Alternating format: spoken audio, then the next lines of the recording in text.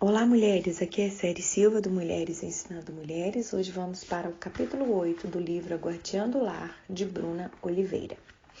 Capítulo 8. Quem lhe falou isso?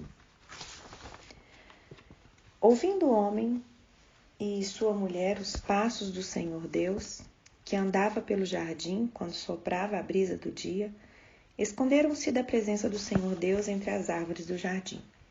Mas o Senhor Deus chamou o homem perguntando: Onde está você? E ele respondeu: Ouvi teus passos no jardim e fiquei com medo, porque estava nu.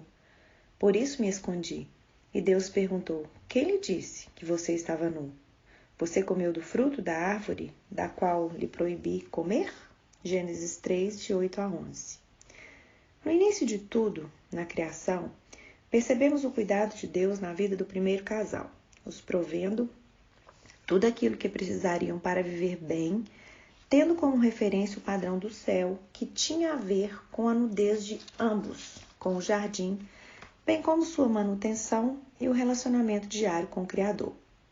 Deus, conhecendo a condição que criara neles, preparou toda uma estrutura que respondesse às suas necessidades. A referência de relacionamento, tanto entre si como com Deus, funcionava através da nudez, e o jardim era fonte de cuidado e consumo, sendo privado somente de uma árvore.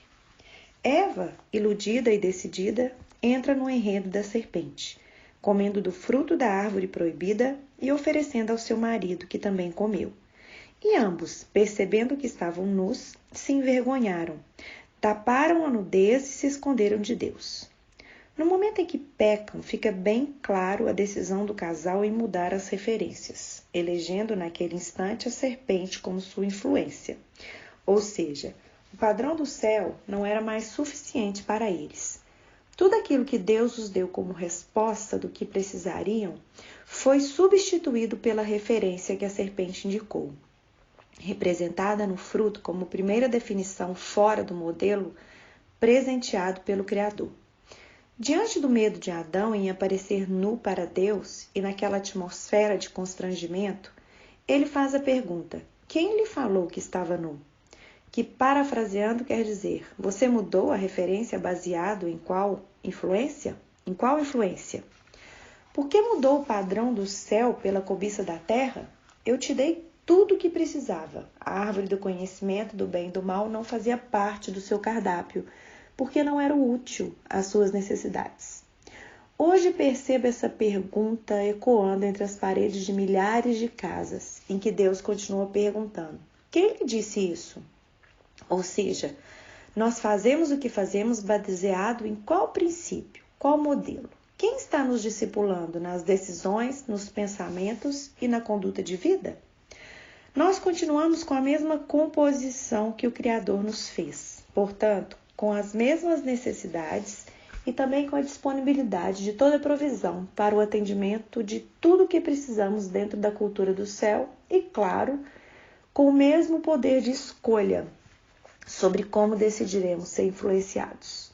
A primeira evidência da consequência da desobediência do casal foi a incompatibilidade de relacionamento. Vemos isso tanto no constrangimento de Adão com Deus, quanto na fatalidade dos irmãos Caim e Abel, ou seja, o relacionamento com nudez, com transparência, havia sido alterado para um ambiente de desconfiança.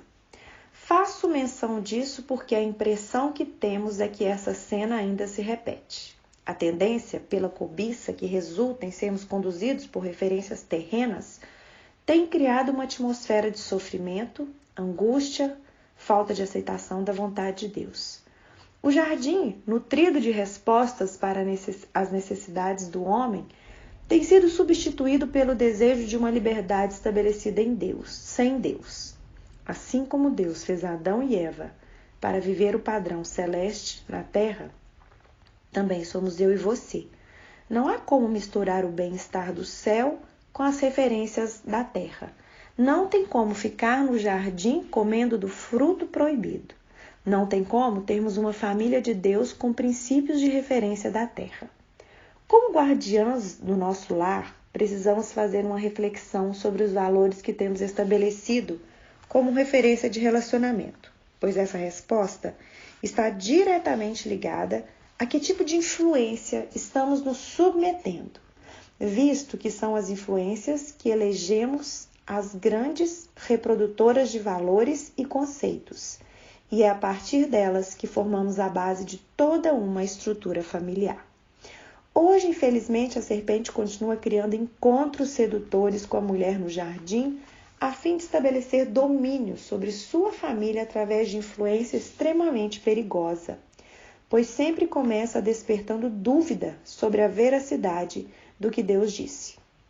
A sutileza desses encontros é tamanha que chega até a passar uma ideia de inofensividade na provocação ao despertamento de que Deus poderia estar equivocado ou até mesmo incoerente quanto às suas direções. Assim como o encontro da serpente com Eva aconteceu em um lugar aparentemente desprovido de qualquer suspeita, hoje é da mesma forma. Satanás se aproveita de pontos de influência que aparentam confiança para estabelecer controle sobre nossa base de valores. Vários aspectos somam na edificação dos nossos valores, que são constituídos através da influência familiar, cultural, religiosa e social, que podem ser fortalecidas por meio de comunicação, identificação com pessoas que representam confiança ou que estejam em destaque na internet. A todo momento, estamos influenciando e sendo influenciados. Quer seja em conversas informais com amigas no salão de beleza ou na infinidade da propagação de um sistema de valores e crenças difundidos na internet e até mesmo naquele filme de comédia que escolhemos no lazer em família. Eu acredito nisso. Por quê? Essa pergunta avaliativa nos auxiliará a encontrarmos a fonte de influência que estamos absorvendo em nossas vidas e mensurarmos se o que estamos acreditando produz vida ou morte em nossa casa, bênção ou maldição. Adão e Eva escolheram acreditar na influência da serpente, de que não seria bom crer que eles não precisariam se alimentar daquela árvore como Deus havia dito. Afinal de contas, que mal poderia haver naquele fruto? Talvez seria um equívoco de Deus em ver problema numa árvore tão bela. O prazer só seria completo através da sensibilidade àquele fruto. Quantas mulheres sofrem angustiadas, confusas, alegando serem felizes por estarem contaminadas com influências de princípios do que não foi Deus quem disse, e sim pensamentos gerados por pessoas frustradas em função de traumas que não conseguiram resolver? Por muito tempo eu resisti à palavra de Deus quando o assunto se tratava de tudo que se relacionasse à submissão feminina no casamento. Abusos, humilhações, violências, omissões sofridas pela figura masculina ao longo da minha vida fizeram com que eu gerasse uma resposta reativa para me proteger dos homens. Eles representavam grande parte do meu sofrimento e eu precisava me defender de todos. Há um ditado que diz que a melhor defesa é o ataque. E foi essa a arma que eu utilizava, a de me colocar em uma posição de algoz deles, sempre me posicionando em um lugar de superioridade, não desperdiçando oportunidades de atacá-los e inferiorizá-los.